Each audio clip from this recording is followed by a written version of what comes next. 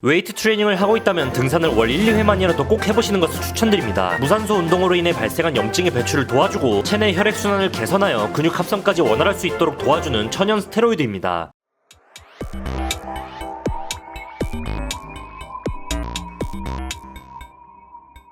안녕하십니까, 헬마드입니다. 여러분은 등산을 좋아하시나요? 저는 한 달에 한두 번 정도는 꼭 주말에 시간을 내서 등산을 가는 편인데요. 계절의 변화를 체감하면서 자연을 느끼고 정신을 가다듬기에 아주 좋은 취미인 것 같습니다. 또 꾸준히만 산에 오른다면 건강이 좋아지는 것은 물론 하체 운동에도 큰 도움이 되는 것을 직접 체감하고 있습니다. 한 첩의 보약보다 산에 가는 것이 좋다라는 말이 있을 정도로 우리에게 여러모로 많은 도움이 되는 운동이 등산이 아닐까 싶습니다. 오늘은 등산이 우리에게 어디가 어떻게 왜 좋고 칼로리 소모는 얼마나 시켜주는지, 어떻게 하면 좋은지, 주의해야 할 점은 무엇인지까지 헬스인들의 관점에서 간단히 정리해보도록 하겠습니다.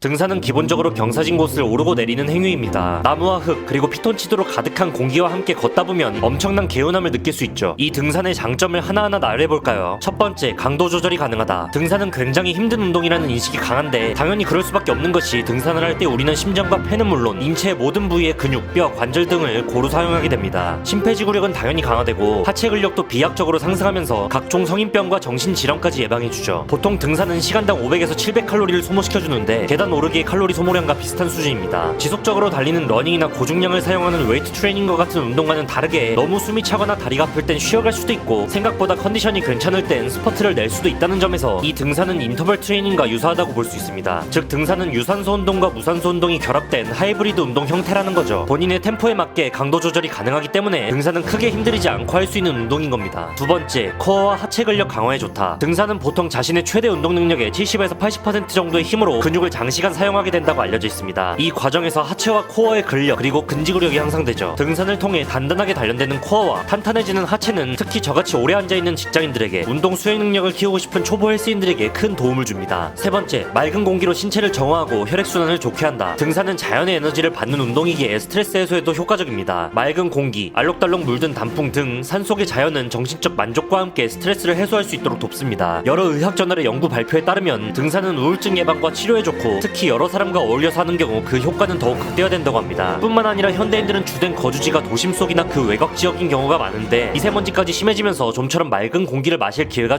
줄어들었습니다. 그만큼 우리 몸의 폐는 그 기능이 떨어지고 정신적으로도 어려운 상황에 처하게 되었죠. 이럴 때 산속으로 가서 30분 정도만이라도 걸어보면 숨쉬는 것이 상쾌해지고 몸속이 정화되는 느낌을 자연스럽게 받게 됩니다. 이는 우거진 나무 속의 피톤치드 성분과 높은 산소 포화도로 인해 폐와 혈관이 안정되고 정화되며 정신도 맑아지는 것으로 볼 수 있습니다. 네 번째, 성인병과 스트레스를 날려준다. 대부분의 성인병 원인은 과도한 양을 먹는 식습관과 이를 받쳐주지 못하는 운동량 때문입니다. 자연스럽게 체지방률은 높아지고 근육량은 떨어지므로 대사가 원활하게 이루어지지 않아 각종 성인병이 발병하게 되는 것이죠. 요즘은 젊은 층에서도 많이 발생하는 당뇨병도 마찬가지로 잘못된 식습관과 체중 증가로 인해 인슐린의 기능이 떨어지는 것을 말하는데요. 등산은 심폐능력 증가뿐만 아니라 체중 감량 및 근육량 증가에 효과가 있어 최고의 성인병 예방약으로 볼 수 있습니다. 스트레스는 만병의 근원이라고 해도 과언이 아닐 만큼 현대사회에서 살고 있는 사람들의 가장 큰 문제로 대두되고 있습니다. 실제로 뇌출혈, 비만, 성인병의 근본적인 원인이 스트레스라는 연구 결과도 많이 나오고 있죠. 그럴 때 본인의 체력 수준에서 약간 버거운 수준의 산을 올라보시는 것을 강력 추천드립니다. 저 같은 경우 서울의 수락산이나 도봉산 정도가 그런 산인데요. 맑은 공기와 펼쳐진 여러 자연 풍경들은 심리적으로 안정을 가질 수 있게 도와줍니다. 그리고 산속의 바람소리, 새소리, 낙엽소리 등도 우리의 심신을 안정시켜주며 스트레스를 줄여주는 효과가 아주 좋습니다. 다섯 번째, 남성들의 성기능을 향상시켜주고 피로를 줄여준다. 만성피로는 몸의 신진대사가 좋지 못하고 몸속에 독소가 쌓여 생기는 질병이라고 볼 수 있는데 등산으로 해결할 수 있습니다. 근육량의 증가는 대사를 좋게 해서 우리 몸에 활력을 불어넣어주고 산속에서 얻을 수 있는 스트레스 완화 효과 또한 만성 피로감을 감소시키는데 큰 몫을 하게 됩니다. 실제로 일주일에 1, 2회 등산만으로도 확실한 효과를 보는 사람들이 많습니다. 또 한 첩의 보약보다 등산이 좋다라는 옛말이 틀린 것이 아닌 게 하체의 강화로 인해 남성의 성기능 또한 좋아지게 됩니다. 등산을 하게 되면 전체적인 척추 근육이 강화되면서 몸의 밸런스가 향상되고 하체의 근육 또한 안정적으로 증가하게 됩니다. 그리고 높아진 근육량과 원활해진 혈액순환은 남성 호르몬 수치 또한 높여주게 되는데요. 웨이트 트레이닝을 하고 있다면 등산을 월 1, 2회만이라도 꼭 해보시는 것을 추천드립니다. 무산소 운동으로 인해 발생한 염증의 배출을 도와주고 체내 혈액순환을 개선하여 근육 합성까지 원활할 수 있도록 도와주는 천연 스테로이드입니다. 지금까지 등산의 장점에 대해 알아보았는데 잘못된 등산은 오히려 몸에 무리를 줄 수도 있습니다. 특히 등산 초보자나 평소 운동을 하지 않는 사람이 갑자기 산에 오를 때 무리한 등산은 건강을 악화시킬 수 있습니다. 등산을 하기 위해서는 준비 운동을 철저히 하고 처음부터 성급히 욕심내어 하지 않도록 주의해야 합니다. 등산에 익숙해지지 않은 상태에서 관절이 장기간 높은 하중을 받게 되면 부상을 입기 쉬운 것이죠. 낮은 산부터 천천히 시작하되 장시간 무리 없이 걸으려면 보폭은 좁게 속도는 느리게 하고 처음부터 끝까지 일관된 속도를 유지하는 것이 좋습니다. 무게중심은 발바닥 전체에 몸무게를 실은 상태에서 허리로 중심을 잡고 엉덩이에 힘을 주며 걷는다는 기분으로 오르면 하체 근력 강화에 더욱 도움이 됩니다. 어쨌든 간에 본인의 체력의 한계까지 사용해서 정상에 오르게 되면 이루 말할 수 없는 성취감을 느끼게 되죠. 그리고 발 아래에 보이는 풍경들을 보면서 새로운 마음과 목표를 다지기도 하고 내일을 계획하는 마음이 강해집니다. 건강한 육체에 건강한 정신이 깃든다는 말처럼 강해진 신체는 긍정적인 에너지를 발산하게 하며 조금 더 적극적이고 진취적인 사람으로 우리를 변화시켜줄 겁니다. 미세먼지가 매년 지속되고 각종 질병으로부터 자유롭지 못한 요즘 시대에 등산은 최고의 힐링 수단이 되어줄 것이라고 확신합니다. 오늘 내용 유익하셨다면 구독, 좋아요, 알림 설정 부탁드리고요. 해마다 구독자 여러분, 오늘도 듣기 나는 하루 되시기 바랍니다.